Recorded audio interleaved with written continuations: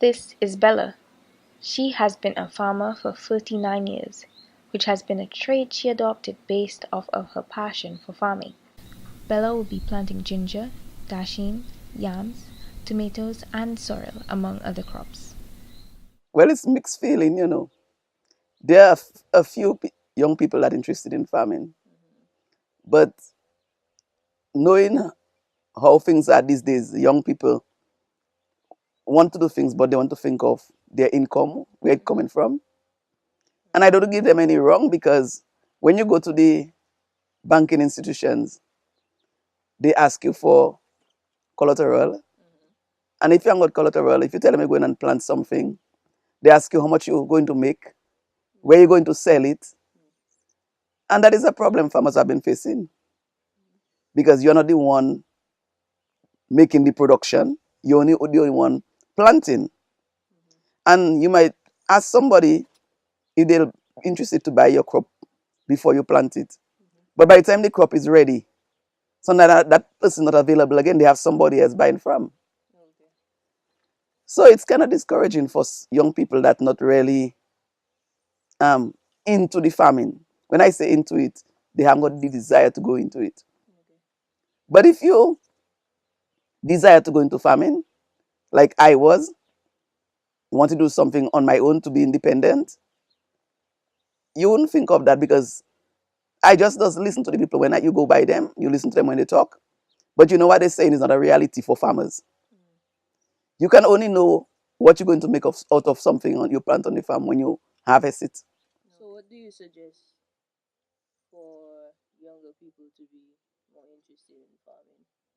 What we have been saying, and I have been working with young people in different fields in school, and that is what I've been suggesting, is that they start to encourage young people at school, since primary school, to be interested in agriculture.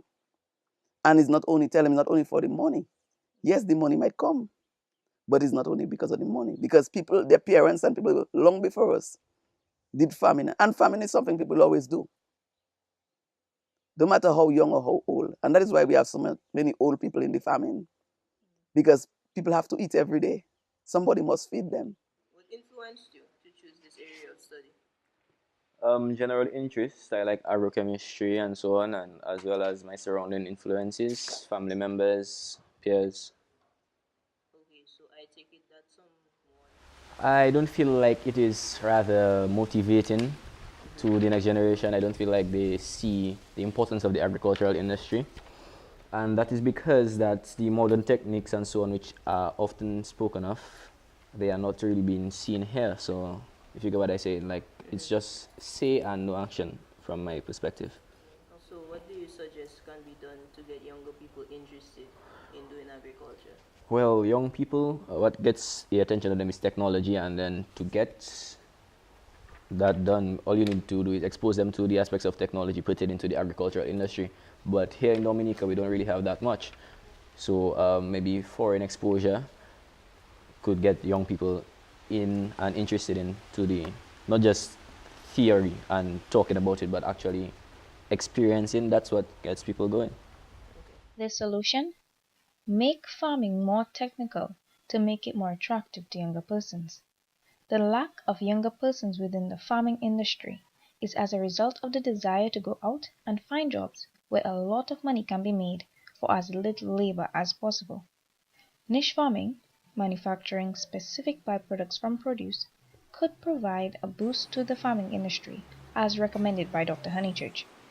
Throughout this research project, we see Dr. Honeychurch presenting a step into hydroponics and aquaculture as another prospective solution to the issue of the decreasing number of farmers. Well, it would be an upgrade because, first of all, you would have systems to maintain as well. The maintenance not as simple as other things you would think. So, like, you'd have that what am I looking for? Technological, aspect to it. Okay. Yeah. Practices like aquaculture can influence young people in Yes, farming. that's what most of those young people are doing it now is that they're doing. Okay. Most of the young people are doing it and doing well. Right. The other thing is that I have had many different groups come here, and that is always the question. They start at school. When they're in primary school, they start. When they start high school, they start to do something, go on a farm, go on a job attachment somewhere. But by the time they leave school, they forget about that.